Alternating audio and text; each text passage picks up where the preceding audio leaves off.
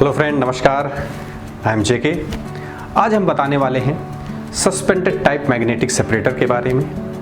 Cement plant में अगर limestone की ग्राइंडिंग होती है, चाहे कोल की ग्राइंडिंग होती है, चाहे सीमेंट बनाने के लिए क्लिंकर और जिप्सम की ग्राइंडिंग होती है, अगर मिल फीड में कोई आयरन पीसेस जाते हैं, वो ग्राइंडिंग में डिस्टरबेंस क्रिएट करते हैं, ग्राइंडिंग में वाइब्रेशन क्रिएट करते हैं, जिससे अनवांटेड स्टॉपेज होता है।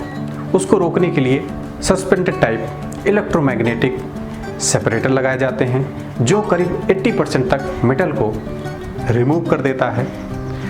20% जो मेटल है उसको मेटल डिटेक्टर के द्वारा रिमूव किया जाता है। आगे इसके बारे में भी हम बताएंगे कहाँ पर मेटल डिटेक्टर लगाना चाहिए।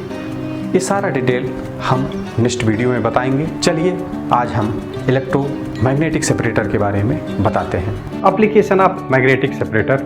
It is typically mounted और सस्पेंडेड ऊपर ए फीडिंग बेल्ट कन्वेयर। तो फीडिंग बेल्ट कन्वेयर के ऊपर में माउंट रहता है, वो चाहे क्रशर हो, चाहे मिल्स हो, चाहे पोलराइजर हो, चाहे ग्राइंडर हो, जिससे कि बड़े लार्ज ट्रम्प मेटल रिमूव किए जाते हैं। Remove sharp metal that can damage और tear expensive conveyor belts specially at transfer point. तो बेल्ट कन्वेयर ट्रांसफर पॉइंट पे देखा गया, अगर मटेरियल के साथ में कोई भी ट्रम्प पीसेस है, वो धारदार है, तो बेल्ट को डैमेज कर सकता है। Mill grinding capacity is enhance since frequent mill stoppage is reduced due to high vibration.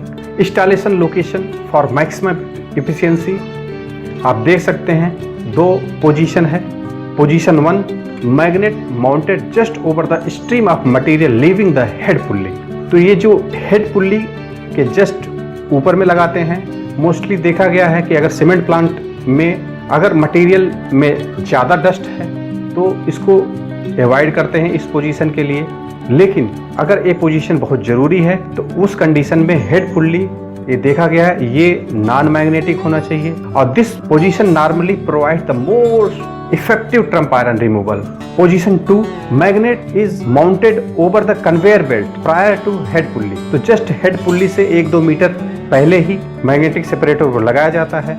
इसमें ध्यान देने वाली बात यह है, जो भी मैग्नेटिक सेपरेटर के बॉटम में कैरिंग एडलर है उसकी डिग्री अगर 45 है उसको रिड्यूस करके 15 किया जाता है, नंबर 1। और दूसरा, जो भी कैरिंग एडलर है वो नॉन मैग्नेटिक एडलर होना चाहिए। फीचर्स एंड बेनिफिट आप देख सकते हैं inside view of magnetic separator. ये कॉइल है, स्टील कोर है, स्टील इनक्लोजर है, टोटल स्टील से ढका रहता है इसका केसिंग। एक्सपेंशन टैंक है, जंक्शन बॉक्स है। तो इसमें क्या होता है, heat and moisture the greatest enemy of electromagnet are effectively controlled by the expansion tank which assure the aluminium और copper coil are always fully immersed in the cooling oil. तो ये total tank ये cooling oil से पूरा fill up होना चाहिए हमेशा। जब मैग्नेटिक फील्ड जनरेट होगा तो इसका कॉइल हीट होगा, उस हीट को बचाने के लिए उसकी कूलिंग बहुत जरूरी है, नंबर 1। दूसरा, अगर इसके अंदर में कोई मॉइस्चर जाता है,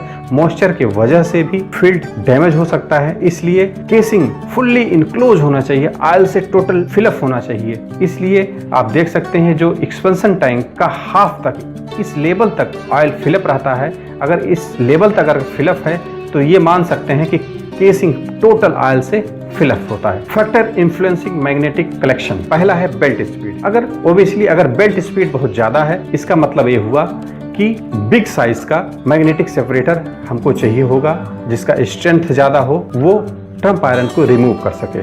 दूसरा है बर्टन डेप्थ। अगर बर्टन डेप्थ ज्यादा हो जाएगा, इसका मतलब हुआ कि वहां पर मैग्नेटिक फील्ड स्ट्रेंथ और ज़्यादा रिक्वायर्ड होगा ट्रम्प आयरन को रिमूव करने के लिए। इसलिए रिकमेंडेड बर्डन डेप्थ रखा जाता है। साइज ऑफ फेरस कंपोनेंट, अगर स्मॉल पीसेस हैं, कोई भी 1/2 इंच का नट बोल्ट है, वो मटेरियल के जस्ट बॉटम में है, तो उसको कैच करके लेके आना वो थोड़ा टिपिकल हो जाता है। इसलिए छोटे साइज के ट्रम्प आयरन मटेरियल को रिमूव करना थोड़ा डिफिकल्ट होता है। शेप ऑफ फ्रेश कंपोनेंट, अगर मान लीजिए जो ट्रम्प आयरन का सरफेस एरिया ज़्यादा है, मान लीजिए कोई प्लेट है तो उसको कैच करना आसान होगा।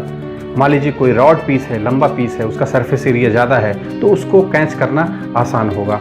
मान लीजिए छोटा नट बोल्ट है या सोवेल है, वो मटेरियल के नीचे दबा हुआ है, तो उसको कैच करने के लिए हाई स्ट्रेंथ का मैग्नेटिक सेपरेटर लगाना पड़ेगा, जो कि थोड़ा कॉस्टली आएगा। आप देख सकते हैं फाइनाइट एलिमेंट एनालिसिस, इसके हिसाब से आप देख सकते हैं क्लियर इंडिकेशन है कि सेंटर में जो गॉज स्ट्रेंथ ग्राफ है वो सबसे ज़्यादा है, सेंटर में स्ट्रेंथ सबसे ज़्यादा होता है। जो गॉज प्रोफाइल आप देख सकते हैं, सेंटर में सबसे ज़्यादा मैग्नेटिक फील्ड जनरेट होता है। जो एडलर हैं, ये सारे एडलर ये नॉन मैग्नेटिक होना चाहिए। चलते हैं दोस्तों, आपको साइट प्रेजेंटेशन दिखाते हैं। साइट पे मैग्नेटिक सेपरेटर के एक एक कंपोनेंट के बारे में डिस्क्राइब करते हैं। Relief valve tank, tail pulley unit, tail pulley में ही आप देख सकते हैं जेडएसएस लगा हुआ, 0 स्पीड स्विच, ये बेल्ट के मूवमेंट को बताता रहता है। 3 प्लाई बेल्ट, नायलॉन बेल्ट रहता है। इसमें आप देख सकते हैं एल्युमिनियम का क्लिप लगाया हुआ रहता है, ये मटेरियल को सेपरेट करने में बहुत सहायक होता है। 2 बेल्ट स्विच भी कॉर्नर में लगे रहते हैं, इससे बेल्ट का मूवमेंट पता चलता रहता है कि ऐसा नहीं बेल्ट इसी तरफ भाग रहा हो। अगर ऐसा दिखता है तो इमीडिएट इंडिकेशन के द्वारा ट्यूनिंग कर लिया जाता है बेल्ट का। ऑयल फिलअप पॉइंट है, केसिंग में यहीं से ऑयल फिल किया जाता है, ट्रांसफार्मर ऑयल। बेल्ट का टॉप व्यू आप देख सकते हैं, ये बेल्ट ज्वाइंट है। आप देख सकते हैं magnetic separator fully hanging installation होता है। Drive unit. आशा करते हैं दोस्तों आज आपको इलेक्ट्रोमैग्नेटिक सेपरेटर के बारे में पता चला होगा। अगर हमारे YouTube चैनल को अभी तक सब्सक्राइब नहीं किए, प्लीज़ सब्सक्राइब कर लीजिए, बेल आइकन को जरूर हिट कीजिएगा, जिससे आपको लेटेस्ट अपडेट मिलता रहेगा, हमारा मोटिवेशन बढ़ता रहेगा। वीडियो देखने के लिए बहुत बहुत धन्यवाद।